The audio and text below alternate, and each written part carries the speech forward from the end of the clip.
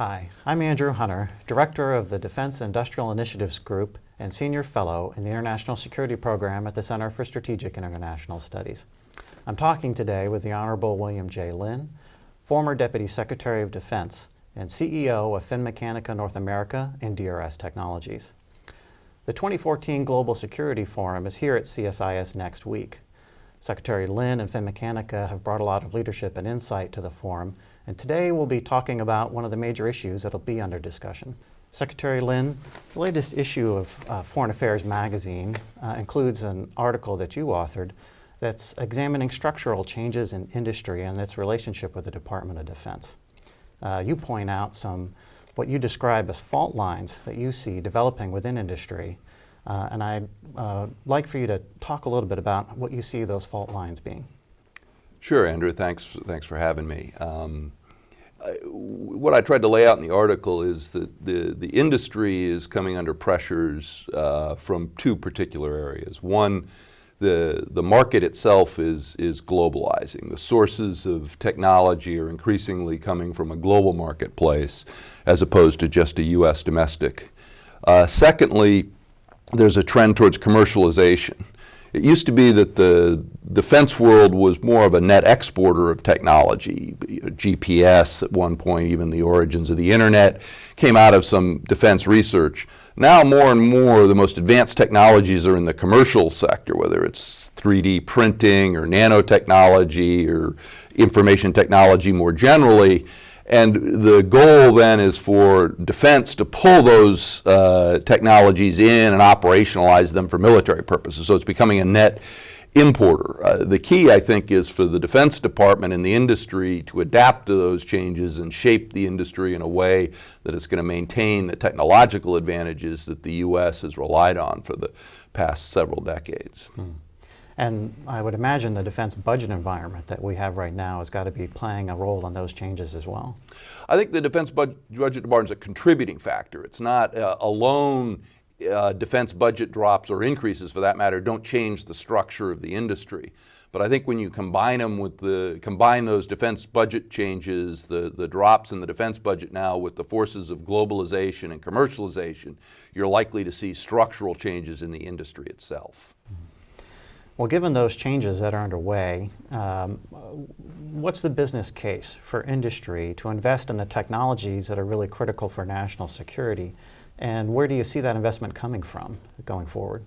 Well, that's a good question, Andrew. I mean, there is a business case for industry to invest in technology, but it's a long-term case. You have to invest over a number of years, and the payoff comes years after that.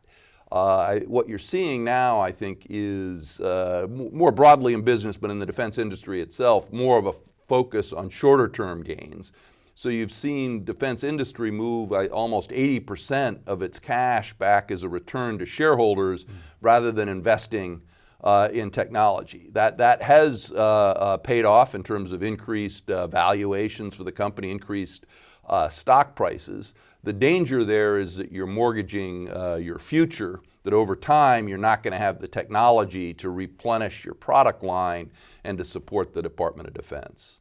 And what makes that, I think, still worse and reinforces that short-term focus is the instability in the budget process, sequestration, and the other factors make it very hard for companies to plan, makes it very hard for the Defense Department to plan, so you don't know which technologies to invest in because you don't know what the budget levels are and what the programs that are going to go forward are because of that instability.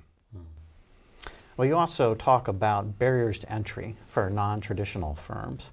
And I'm wondering what you see as the effect that those barriers have over time on national security and what we can do about them. Well, the barriers, to be frank, the barriers have always been there. The Defense Department's always been a difficult market to deal in. There are accounting standards and there are challenges with intellectual property. It's a very complicated market. I think what's changing more, it's not so much that the barriers are increasing, it's the importance of bringing commercial companies into defense is increasing. So the barriers that are blocking commercial companies like Google or other IT companies from either getting into the Department of Defense or even wanting to because it's so difficult. That's what's, I think that's what's changing. And so it makes it more important for the department to focus some of the acquisition reform efforts on lowering those barriers to entry, simplifying accounting standards, having reasonable approaches to retention of intellectual property.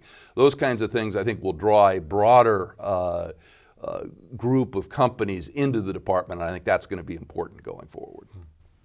With industry globalizing, do you see those barriers being particularly relevant for international firms? Have those come down, or what's the status, do you think, for international firms looking to do business with DoD? It's still challenging for international firms to do business with DoD. I think it's gradually getting better. I think you're seeing the need for that global marketplace to maintain competition. If you look at, one of the programs when I was in office was the airborne tanker. There's only 2 companies in the world that can build that, Boeing and Airbus. Airbus being of European origin. If you limit yourself to U.S. companies, you're not going to have competition for that important program. And whereas if you globalize the market, you have competition. I think if you look at land vehicles, sensors, helicopters, you're going to see a much more robust marketplace if you look at a global, if you take a global approach rather than just purely domestic. And if you don't mind, just one last question. Sure. On competition, since you mentioned it, and it seems that with the budget environment and some of the other dynamics you mentioned, that competition could be something that will be very challenging for the department to generate in a lot of areas. Do you see impacts of that on industry? Well, yes. I mean, I think it's the budget going down. Obviously, constrains competition. As I think you have in the end, you'll have fewer companies. It's, as I said, one of the reasons you want to have a global approach to the marketplace. I also think you can focus on areas where you'll be able to continue competition. So in some cases, in the platform area, we're building so few new platforms, it's going to be hard to maintain competition. For example, in aircraft carriers, we've long since given up the idea of competition. There's only one company that can build nuclear aircraft carriers. Other platforms may go that direction. On the other hand, electronics, sensors, communications, information technology, there's a fairly robust competition there. And I think the department seeks to and needs to maintain that competition. And more of the content is migrating to there from the platform. So I think, yes, there's going to be some constraints on competition, but if it, in terms of the budget, but if you manage it well, I think you can keep quite a robust level of competition in other sectors. Great. Secretary Lynn, thank you for joining us today. Thanks for having me here.